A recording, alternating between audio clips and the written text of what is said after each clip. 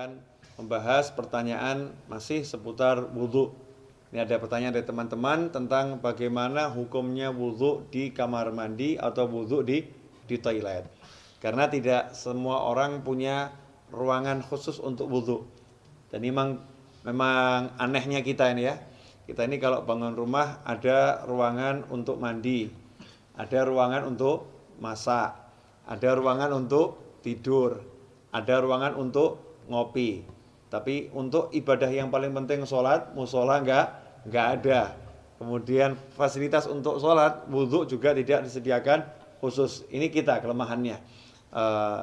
Menyikapi hal itu, maka timbul pertanyaan, kalau wudhunya tidak di ruangan khusus, ya tidak di ruangan khusus untuk wudhu atau enggak punya padasan. Kalau orang Jawa dulu punya padasan yang kenton, yang ada lubangnya di bawah, taruh di halaman untuk minum atau untuk wudhu. Kalau enggak punya seperti itu, adanya kamar mandi, adanya toilet, atau ketika di mall atau di pasar, wudhunya tidak di tempat khusus wudhu, tidak di luar ruangan, tapi di dalam toilet, di dalam kamar mandi, atau di dalam WC kalau bahasa umumnya ya.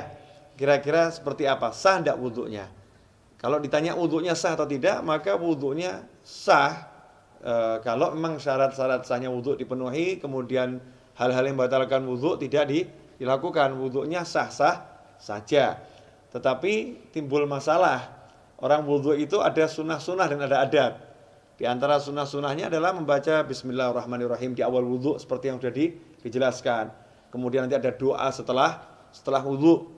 Dan ada adab-adab yang diajarkan oleh para ulama. Ada ulama-ulama yang menyusun doa-doa ketika basuh wajah, doa ketika berkumur, doa ketika membasuh tangan, doa ketika membasuh kaki, seperti yang dijelaskan oleh Imam Ghazali dalam kitabnya Bidayatul Hidayah. Jadi memang doa-doa itu tidak diajarkan Rasulullah SAW, tapi orang diajarkan untuk berdoa kapanpun ya. Apalagi kalau doa ini dari para ulama. Lantas bagaimana kita mau membaca doa di dalam kamar mandi? Atau kita mau membaca Bismillahirrahmanirrahim sedangkan di dalam kamar mandi. Sementara kita ketahui Nabi kita Muhammad SAW mengajarkan agar kita tidak membaca lafzul jalalah, asma Allah, atau ayat-ayat Al-Quran, atau doa-doa di dalam toilet, di dalam kamar mandi. Emang apakah ada sumber hadisnya? Ada. Kita semua tahu baginda Muhammad SAW itu punya cincin. Ya, punya cincin. Khatiman min fiddah, dari perak. Ya, Rasulullah punya cincin dari perak, yang cincin itu fungsinya sekaligus sebagai stempel. Ya, fungsinya sebagai stempel. Dulu Rasulullah SAW tidak punya cincin, tidak punya stempel. Tapi ketika sahabat mengatakan, nih raja-raja yang pembesar-besar non-muslim itu kalau dapat surat, tidak ada stempelnya tidak mau terima. Ya, mereka tidak akan menerima surat kalau nggak ada stempelnya. Rasul pun mengikuti, kalau begitu buatkan saya stempel. Ya, buatkan saya stempel. Maka dibuatkan stempel, bunyinya Muhammadun Rasulullah. Ya, Muhammadun Rasulullah. Jadi Allahnya paling atas, berupa cincin dari perak. Ketika Rasulullah wafat SAW, setelah wafatnya Rasulullah, cincin itu dipakai oleh Sayyidina Abu Bakar As-Siddiq radhiyallahu anhu. Setelah wafatnya Sayyidina Abu Bakar dipakai oleh Sayyidina Umar ibn Khattab. Kemudian dipakai oleh Sayyidina Utsman bin Affan radhiyallahu anhu. Nah, ketika dipakai Sayyidina Utsman, cincin itu jatuh ke Bir Aris, ya, sumur Aris. Ya, kemudian tidak ditemukan lagi. Nah, apa dasarnya? Ketika Rasulullah masuk ke khala, ke tempat buang hajat, Rasulullah selalu melepas cincinnya. Jadi ketika masuk ke tempat buang hajat, Rasulullah SAW selalu melepas cincinnya, karena di cincinnya itu ada tulisan Muhammadun Rasulullah. Kalau membawa tulisan aja tidak dianjurkan, apalagi mengucapkannya.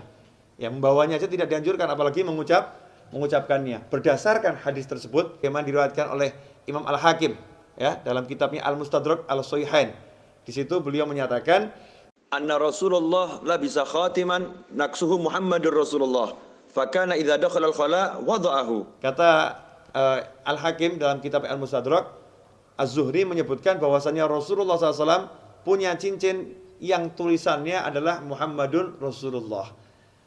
Idza dakhala al-khala wada'ahu. Kalau masuk ke khala, ke toilet, Rasulullah SAW selalu melepaskan cincinnya tersebut.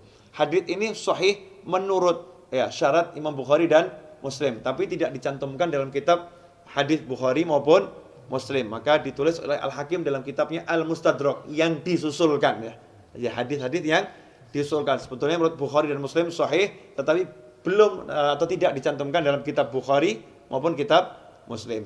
Nah, hadis ini menunjukkan memang kalau masuk kamar mandi jangan bawa tulisan yang mengandung nama Allah atau nama Rasulullah Shallallahu Alaihi Wasallam. Dari sini ulama kemudian mengambil kesimpulan kalau membawa tulisan nggak boleh, apalagi membacanya. Bukan haram ya, tidak boleh dalam arti tidak beradab atau kurang sopan. Karena itu seyukianya jangan berwudu di toilet, seyukianya. Cari tempat wudu yang memang betul-betul untuk wudu. Kalau tidak adanya toilet, barulah silahkan wudu di toilet atau di kamar mandi atau di WC. Tapi kalau wudu di kamar mandi, toilet atau WC, jaga adabnya. Apa adabnya itu?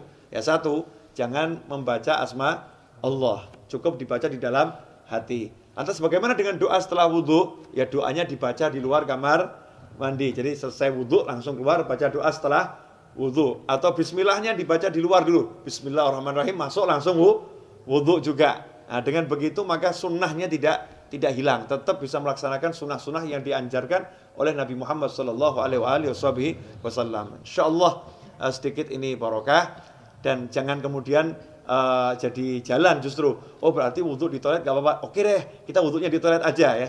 Jangan seperti itu.